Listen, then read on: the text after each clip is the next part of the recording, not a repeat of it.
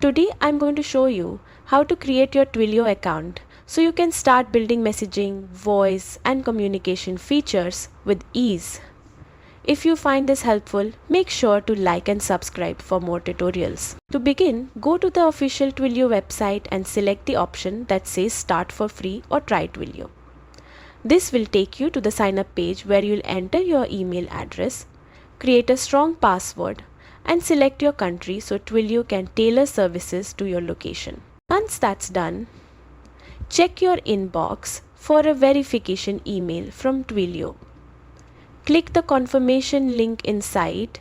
This step is required to activate your account. Next, Twilio will ask you to complete two-step verification to keep your account secure. Simply enter a phone number that can receive a code by SMS or call. When the code arrives, type it back into Twilio to confirm your identity. And that's it. Your Twilio account is now ready. You can start exploring the dashboard, reviewing documentation, and testing communication features right away. If you want tutorials on setting up a phone number or configuring messaging, just comment below. Thanks for watching.